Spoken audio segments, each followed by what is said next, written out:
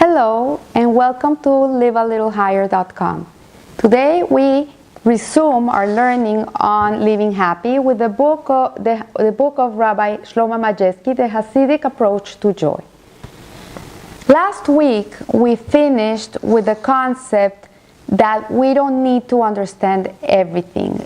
Every human being has this urge to know everything and to understand why everything happens.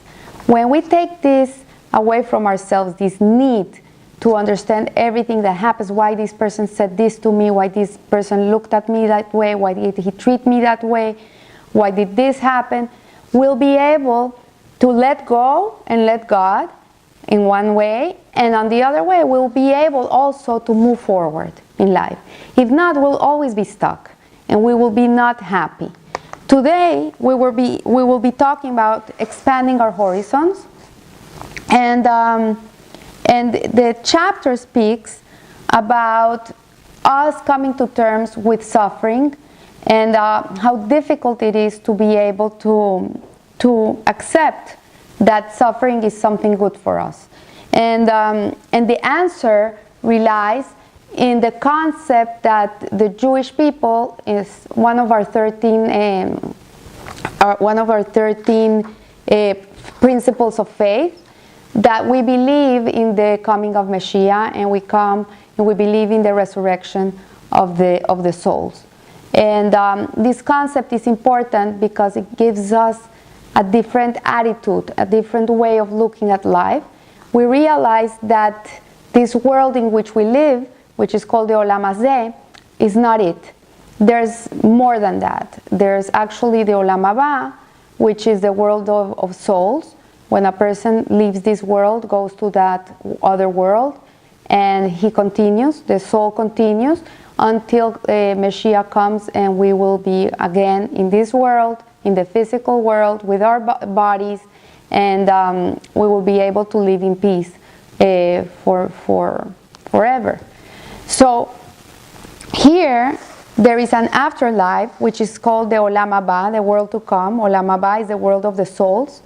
And after a soul leaves the body, it ascends to a spiritual world, and from here we learn that it's not the end of the soul's journey, and ultimately this soul will come again. And the Rambam explains in his commentary on the book of Job, and states that even if a person were to suffer, God forbid, like Job, for a period of 70 years, this would be insignificant compared to even a brief period of suffering that the soul feels in Gehinnom. So what is Gehinnom? Gehinnom is referred to the spiritual realm in which the soul undergoes a period of cleansing. In the Tanya, the Alter Rebbe explains it like it's not a place where you go and it's like the image of hell that we have. It's more like a place where you are cleansed from your boo-boos.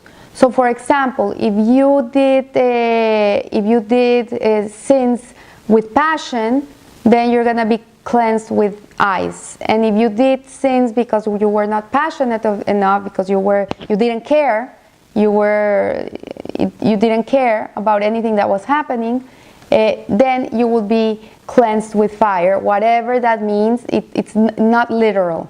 It's explanation, but to come to explain it better, it's like the cleaners.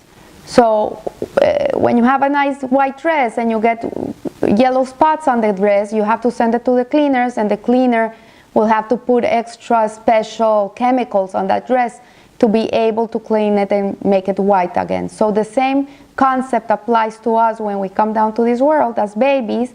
There's no spots in our soul, they're clean. But with life, we start damaging that garment. We start damaging the soul, and we start spotting it. It can be by saying lashon hara of a person, talking evil. It can be by not eating kosher food. It can be because you stole or you lied, or whatever things we do in our lifetime that have to be corrected.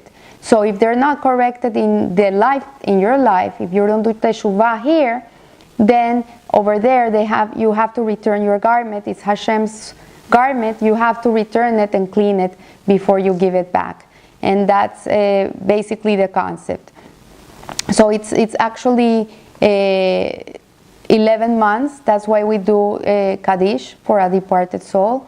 It's 11 months, so this soul can be relieved from this cleansing process. Every Kaddish we do for that soul, it cleanses the soul also, and it relieves them from the Gehinnom. And I don't remember if it's 18 Kaddish a day or something, but it takes the soul out almost all the time from this process, and it gives it relief, and it refines it, and it corrects it. So with this in mind, we come to this world, Olam Hazeh, and we come here really to do Tikkun Olam. We come to perfect the world. We come to perfect our surroundings. We come to perfect ourselves. And it's an opportunity Hashem gives us. It's really, I see it as a privilege that we're here. It says that the soul is so eager to come down here to be able to do mitzvot that we forget when we're in this world. But if you are conscious about these ideas, then you don't see your life as a random act, and you don't see it as boring or anything. You see it as something magical, and that Hashem gave you the privilege, the opportunity to come here. He believes in you, and He trusts in you, and He created you because He knows that you're the person He needs in this world to do a certain task. And it builds up your self-esteem and your love for life, and it's important. So in His kindness, God allowed the suffering that we experience in this world to take the place of the suffering in Gehinnom. Everything we suffer here takes away suffering when we leave this world. It cleanses, it perfects, it corrects, and these concepts change really the way we look at life. And there's a story, a famous story by the previous Lubavitcher Rebbe, Yosef Yitzhak Schneerson. In Russia, he was arrested for spreading Jewish values. He used to build mikvahs, schools, yeshivas, synagogues underground. And the Russian Gestapo, how we would call it, they knew about these things, and it was the time of communism, so it was forbidden. And there was a group of Jewish communist people that had their own party that was called the Yevseksia. And these people were cruel. And they arrested the Rebbe. They took him to the jail, and the interrogator took out a gun and pointed it at the Rebbe, and he said to him, "Do you see this little toy I have here? This little toy will make you talk." And the Rebbe answered him, "I'm not scared of your little toy. That toy you have can only frighten people that have one world and many gods. I, on the other hand, have one God and two worlds." And so what the Rebbe was trying to explain to this guy was that the physical world is not the end. This is not it. This is not one ride. And the spiritual world is where the souls come. So there's something more for us. And the soul is eternal because it's really a part of God. And one of the biggest number one factor of fear in people, it can be unconscious, is the fear to cease to exist. And this gives people a lot of anxiety.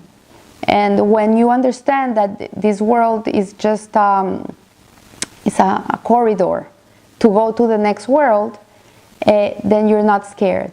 Because you understand that you're here for a purpose. You have a certain amount of time to do whatever you have to do.